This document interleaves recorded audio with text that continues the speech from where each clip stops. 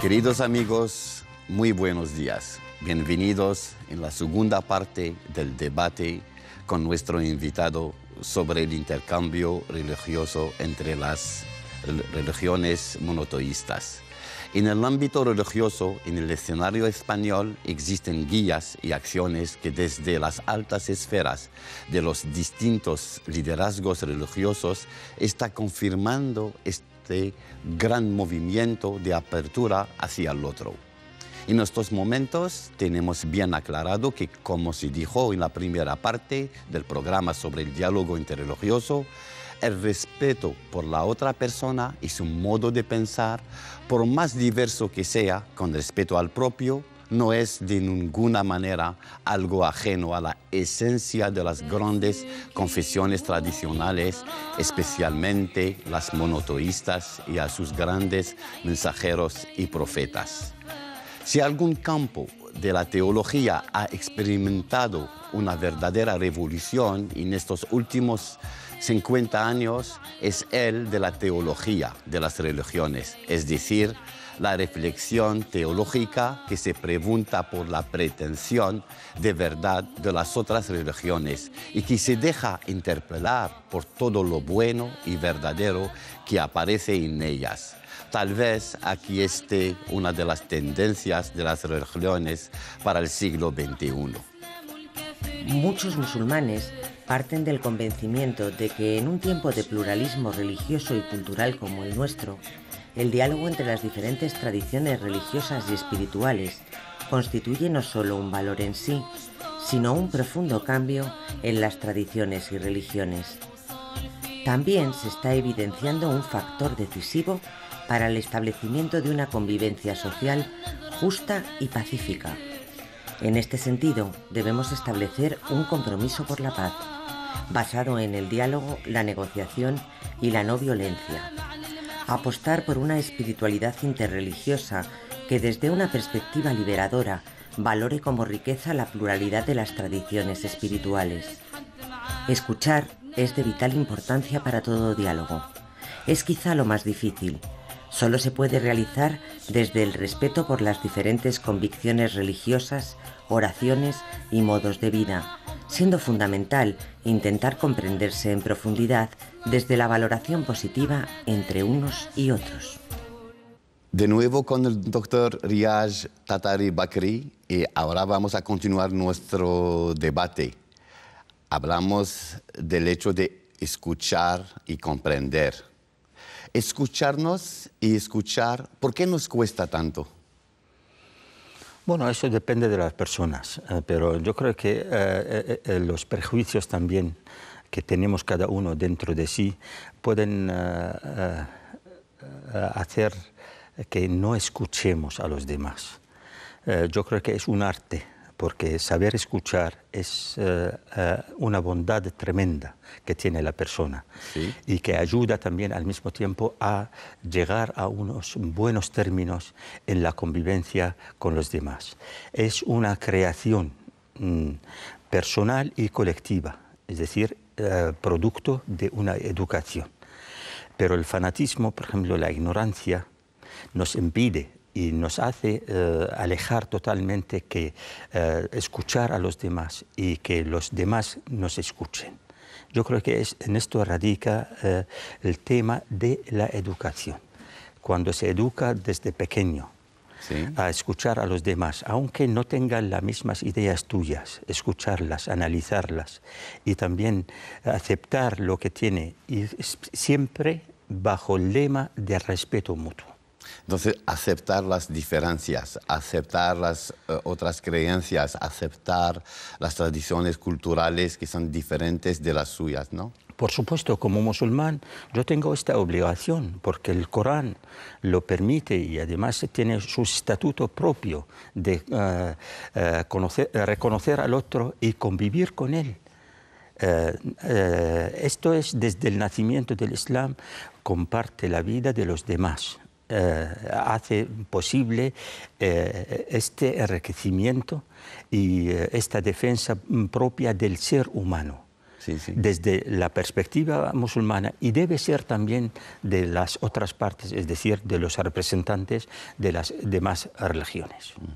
El diálogo interreligioso permite priorizar a Dios en lugar del dogma, de las tradiciones, las culturas, etcétera. Bueno, yo creo que lo que nos une a todos los creyentes, especialmente las religiones monoteístas, es creer en el mismo Dios, con matizaciones. Pero es el mismo ser creador que nos ha creado a todos nosotros, al universo entero. Por eso es un punto común entre todas las religiones. Y es fácil llegarnos a buen término dirigiéndonos en la oración al mismísimo ser soberano, que es Dios. Entonces, respecto a dogmas, ya hay unas diferencias. Y nosotros, yo creo que respecto al Islam, como no tiene mucha dogma, tiene más bien una fe simple, pero muy arraigada. Entonces, lo que podemos hacer es intentar hacer posible un acercamiento entre las ideas y dejar las culturas también que emanen en otros foros, que no sean, por ejemplo, que tengan un carácter religioso, sino son más bien folclore o unas manifestaciones que son respetables, pero desde luego no debemos meterlos en lo religioso, sino hay un caos religioso y hay caos cultural incluso. Pero hemos visto que siempre las culturas, las tradiciones están directamente relacionadas con las religiones, ¿no? Repito, lo mismo también está pasando por la falta de cultura, por la falta de educación, porque cuando se mezclan las cosas que no tienen nada que ver, son costumbres de algún país, de alguna zona, dentro del país, de un país mismo, hay distintas costumbres. Pero ligarlos a lo religioso, yo creo que esto hace daño a lo religioso y hace daño también a las personas. Sí. Pero desligarlos es precisamente lo idóneo para edificar juntos un futuro. Pero si cada uno se queda con lo suyo, como si fuese algo ya mandado por Dios, y no es así, sino es una costumbre y fue ligada a lo religioso, que puede hacernos daño, especialmente cuando una persona vive en un entorno que no es suyo, no es del nacimiento suyo. Sí. Y entonces tiene que discernir perfectamente lo auténtico religioso de lo cultural y de costumbres. Vale, entonces hablamos de los musulmanes, por ejemplo, aquí en España. Ya tenemos lo que es religioso, lo que es también cultural y tradiciones que son propias a la comunidad musulmana. Y hay la sociedad donde vivimos todos. Y ahí hay también algunas costumbres, una cultura, etc. ¿Y cómo podemos vivir en este ámbito entonces entre dos? Bueno, yo repito, y lo más importante es saber discernir entre lo religioso, auténticamente religioso, y lo que es cultural o de costumbre. Sí. Y aquí en España, por ejemplo, los que vienen, cada uno tiene su derecho a sentir su historia, su país de nacimiento, etc. Pero yo creo que tenemos que también formar una plataforma de ideas comunes entre todos los musulmanes españoles, independientemente del origen de cada uno. Yo creo que quien quiere hacer política, hay los partidos políticos. Quien quiera hacer cultura, hay también instituciones políticas, culturales. Sí. Lo que quiere manifestarse socialmente, aunque tenga, por ejemplo, quien le empuja es lo religioso, me parece muy bien, pero es una actitud social.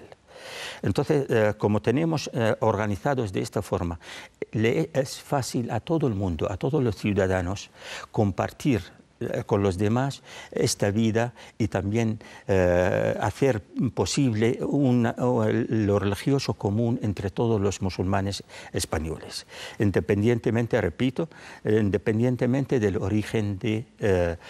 hay aproximadamente más de 90 nacionalidades que componen la comunidad musulmana española. 90. Entonces, más de 90. Más de 90 nacionalidades. En proporciones distintas, desde luego. Pero si cada uno impone lo suyo, cultural o de costumbres, nunca se puede llevar a cabo ni lo religioso, ni lo cultural, ni absolutamente nada. Pero sí, si se puede discernir, se puede hacerlo muy bien y además enriquece la vida nuestra como ciudadanos españoles. Para volver al diálogo interreligioso entre las religiones monoteístas, por ejemplo, ¿en qué reside la paz? Yo creo que reside la paz en el corazón de cada uno. Si la persona está en paz con Dios, será seguro en paz con los demás. Y la paz, cuando lo siente la persona, inmediatamente irradia paz al entorno. Y cuando la gente lo recibe y lo acepta de esta forma también, ya lo vive. Sí. Así, de esta forma, yo creo que el Islam, la palabra Islam es paz. No hay una religión como el Islam que ha nombrado a su religión en un concepto, en un valor que es la paz. Mientras que las demás religiones han optado por el nombre de su fundador o por nombre de etnia, etc. Pero el Islam ha cogido y ha escogido este valor que es la paz para que reine la paz tanto en la persona, en el colectivo, en la humanidad, consigo mismo, con los demás y con Dios. Y en estos tiempos tan convulsos, estos tiempos también de miedo, que sea la crisis económica o los conflictos que están alrededor de las dos orillas del Mediterráneo y todo. Entonces, la paz ha sido un valor que ha sido muy ausente, ¿no? Por eso reivindicamos nosotros el diálogo interreligioso, porque si las religiones dialogan entre sí y construyen la paz entre sí, yo creo que inmediatamente se construye la paz en el mundo. Cuando no hay paz entre las religiones, no hay paz en el mundo.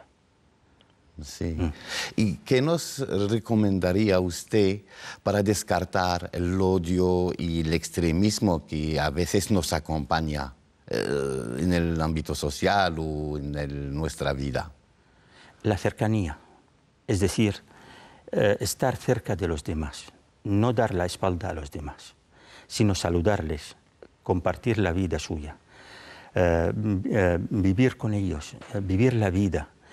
Cuando hay algo tuyo propio, como la fiesta, por ejemplo, invitar a los vecinos, aunque no sean de tu credo, de tu fe. Así, compartir la vida poco a poco, construir la vida así, de esta forma.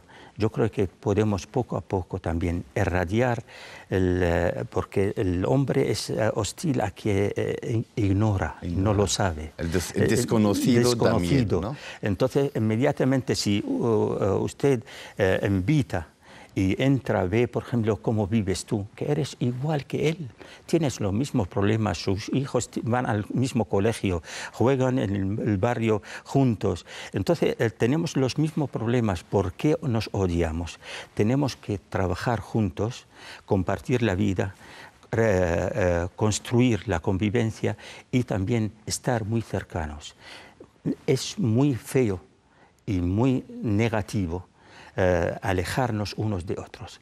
Crear el gueto no es cultura islámica, y también crear la cultura del miedo es en contraria justamente a la cultura de la paz. Yo creo que la cultura de la paz, la que emana del propio Islam y de los musulmanes auténticos que cumplen perfectamente el espíritu del Islam, yo creo que son gente abierta, gente llega, gente cercana, que puede ayudar mucho para construir la sociedad española y también ayudar a toda la ciudadanía indistintamente. Sí. Y la educación justamente en este tema es muy importante, ¿no? Yo creo que es el germen de todo. Si no se puede dejar las cosas, por ejemplo, al libre albedrío de la persona, hace falta educarla, inculcarla, dar ejemplos. Por ejemplo, el ejemplo de la Mezquita Central de Madrid, de invitar a todos los escolares a visitar la mezquita, a compartir un té o un dulce, por ejemplo, escuchar, ver y preguntar la arquitectura común que hemos tenido, por ejemplo, hispano-musulmana, pero sin embargo una edificación moderna, pero también guarda el legado cultural hispano-musulmán, de arte, de cultura, de convivencia, hasta incluso de gastronomía.